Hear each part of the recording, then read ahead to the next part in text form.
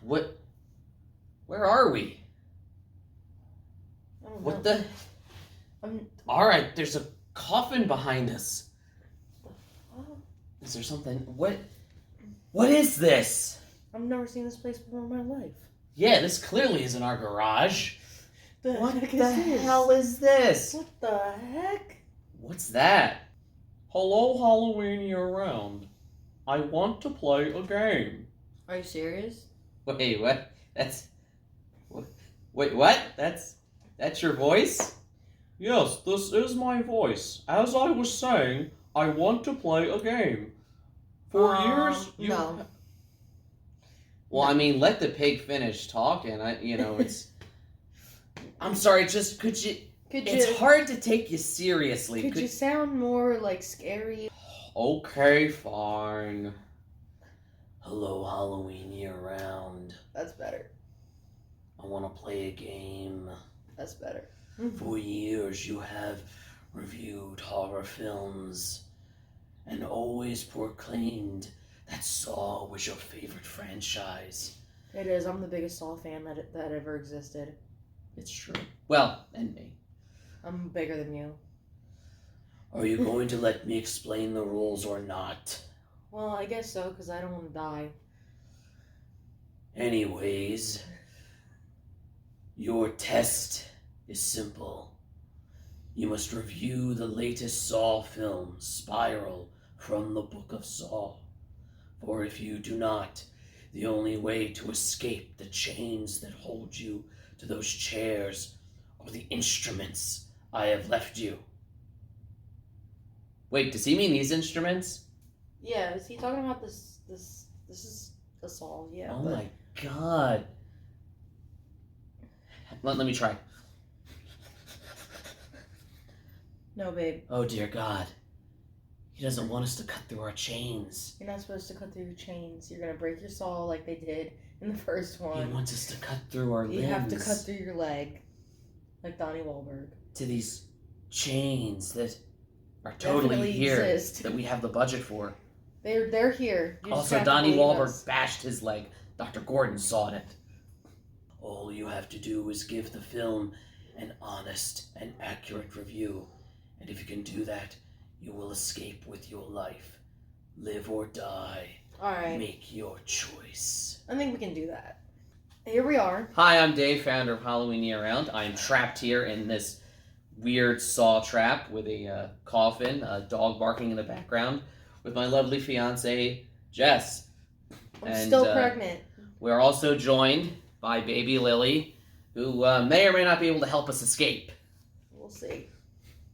So, Though I don't think, first I want to say, I don't think Saul would trap a pregnant woman after what happened to Jill. that is very true. Just saying. But this isn't Jigsaw we're dealing with. It's a copycat. I know, I'm just saying. I just So, want to put that out there. Spiral from the Book of Saw. I've been waiting a long time for this one. Well, yeah. It was supposed to come out like almost exactly a year ago, and then, And I got pushed back. as we all know, the whole world shut down. And I was so excited to finally get it. You know, I would say that Spiral could almost stand on its own to someone who's never seen the other movies. So right off the bat, this is, I was hesitant about it going in. I was excited to get a new Saw movie, but given the way Jigsaw went, I was a little apprehensive until I heard my man Darren Lynn Bousman was back directing. Yes. He did That was exciting. Saws 2 through 4, which in my opinion are, like, that's when the Saw franchise was at its height. And just going into this, you can really tell that his passion was in there. Yeah. I did miss his really cool transitions. I was looking for them. I love those. But I think that the style of this one maybe wouldn't have worked with that. But just the way he shot the trap scenes, with the sort of, rapid manic camera movement, it felt like you still something got that. It felt like something you'd see in like Saw 2, 3, or 4. Yeah. It was pretty good. It was not amazing, but it was good. I would say you have to look at it from two angles. As a Saw sequel, it pains me to see any Saw sequel or spinoff that doesn't continue that really long story, Yeah. that doesn't tie back to I the agree. and Jigsaw, to be fair, tied back even more. This one, right from the get-go, this is a different city. Mm-hmm. This person is they reference Jigsaw, but he's sort of like a myth now. Like, oh yeah, he was that serial killer from all those so many years ago. Yeah. And it's very clear from the get-go that, oh, this is just a copycat. Mm-hmm. And as a standalone murder mystery, It's, I think Spiral works brilliantly. well, yeah. I think it's tense. If you're looking at it from just a murder mystery point of view, yes, it's really, really good. So, in a weird way, I think that if you are... It depends on how you're looking at it. Yeah, I think if you're looking at it as a Saw sequel, you might be disappointed if you're looking at it to kind of connect back. But if you're looking at it as more of a standalone, I think it's very well made. It's very well written. Mm-hmm. Let's talk about Chris Rock. I think it was almost 2 years ago, they announced that Chris Rock was going to be producing and starring in a Saw movie, and the whole internet was like, "What? That would work? You serious?" And I gotta say, this movie, I mean, he's the lead character. Mm-hmm. He's hilarious. Yeah. Like there are certain scenes where you feel like you're just watching his stand-up, like a comedy instead of a horror film.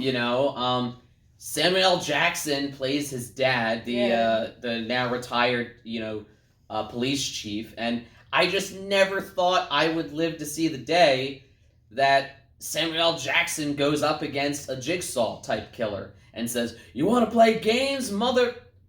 The movie's worth it just for that line. Just to see, like, it almost feels like in the old Saw movies, putting Samuel Jackson in there is something you would have done in parody. Like, oh, wouldn't it be hilarious to have, like, him go in there and give Jigsaw a piece of his mind? And we kind of get a little bit of that here. Like in a scary movie. Yeah, but I think that in the history of weird casting decisions... But that confused me. It works. What confused you? At first, because the whole comedy aspect of the movie really made it not seem like a Saw movie. Well, I said, that aspect kind of confused me at first. I think Spiral's goal was to be less a sequel to the Saw series and more an homage, while also being its own standalone. Because it feels like it's like half Chris Rock comedy, half really gritty detective thriller. I know that some people have talked about, this movie gets very political. In the sense that the new killer is specifically targeting the police department and is doing so in the name of, Saw. Oh, I'm going after the corrupt ones and I'm trying to get rid of corruption, which is not altogether unlike what John Kramer was doing. Well, yeah, John in the old Kramer movies was always trying to get like bad people. Well, it wasn't that it was that John Kramer wanted to rehabilitate people, and some of them happened to be crooked detectives in the homicide department. Yeah. This one really goes in on the corruption angle, and I think and detectives. I think it's interesting that this movie was meant for release a year ago, in May of 2020, and obviously it had to get pushed back because everything was shut down. But given all that happened in the last year in 2020 in terms of protests and calls for police reform. Now, this movie does not, it doesn't really get into the race angle or debate at all. Not and really. Again, it was made before 2020, but it does. But the fact that it hits hard at police corruption, brutality, and all that, yeah. And how, Chris Rock's character, he's a detective who turned in a dirty cop. And he was punished for it. Yeah. And because of that, he's like, I can't trust anyone in this department because they don't have my back. Right. So I think it's interesting how, even though this was meant for release a year ago, it's almost more relevant now. But because it was made before everything in 2020 happened, it never feels like it's trying too hard to go in with a sermon. It doesn't feel like it's trying to go for that message. It feels like it just wanted to tell the story about this issue, and then 2020 happened, and we saw just how much relevant, of an issue and relevant it really is. Not to say like the other kills were not brutal, because obviously they are, but I feel like these were particularly like they were like, first of all, I feel like they were not really winnable. No, they were. They were just they were very. Could you lose that part of your body and still live? You could lose a lot of part of your bodies. Let's find out. Let's not. I'm about to have a baby. I was gonna test it on myself. What are you talking about? But like, okay, I guess they technically, I guess they were winnable. But they were like, you have to like injure this part of your body. I mean, they were like crazy. Is that all that different from, look at Ivan in Saw 4, where it's like, choose between gouging your eyes out or having your limbs ripped off. It's kind of in that vein. I mean, okay. And they were very symbolic. Maybe it's just that they showed more or something. Yeah, it really... Like, it showed everything. Like, not to say they didn't show a lot in the other Saw movies, but this one was like, you saw everything. I mean... The limbs being ripped off and everything, and the blood and all that. We saw it in IMAX. Yeah, we did. And it was like... Maybe that's part of it, too. It was like, blood and gore on the big, big screen. So maybe that's part of it, too, because it was on IMAX. What do you think about, if this does well, being the start of, like, a new series of movies? I would be okay with that. I would be okay. And maybe that's why they, like... I noticed... Want more Saw. I noticed that... It's not called Saw, 9? It was Spiral from the Book of Saw. It's called Spiral, and even the last movie was called Jigsaw.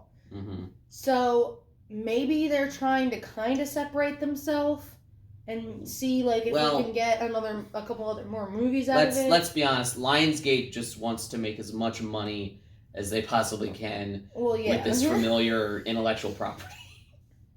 This felt weird as the first Saw movie to not feature Tobin Bell. Yeah. I mean, there's a couple pictures of him. I mean, but just he's not in it. And no, that's hard for, because he was my favorite part of the series. But even though he was in Jigsaw, this felt more... I like this better. I will admit that the new Jigsaw voice is probably the only thing I really didn't like about this. Yes. It was, we made a whole opening bit about it, but I just, I get the idea that you want to change it. Like, you don't want to just have it be the same. Because this is a new character, this isn't new. But can it be a little less weird? Just, why that voice? That's all I'm saying. Other than that, I really enjoyed it. I think that, people could come into this not knowing, not having seen the others and still enjoy it. Yes, I agree with that. I think if you are a fan of the original series, don't expect this to connect even as much as Jigsaw did. Just kind of embrace that it's a new thing. It's kind of trying to be its own thing. And I thought it was really well done. And, 10 years ago, if you'd have said Chris Rock is going to produce and star in a Saw movie, I'd have told you that's crazy. That sounds like an SNL parody. Yeah. And now I'm saying, it's a pretty good movie. Yeah. Do you have any final thoughts? I really liked it. All right. Again, I like it more as a detective movie, not as a Saw movie. But, like you said, I mean, basically you just said that, so it's all good.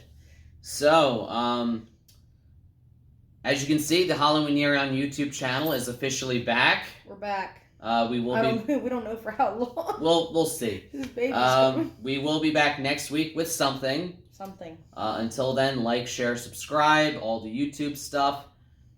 You can follow us on Facebook, Twitter, all that fun stuff. Check out the website.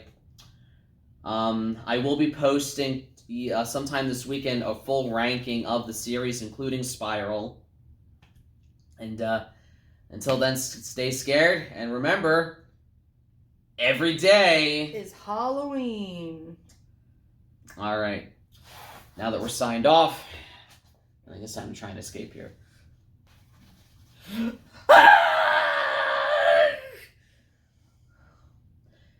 is way more painful than you think it is.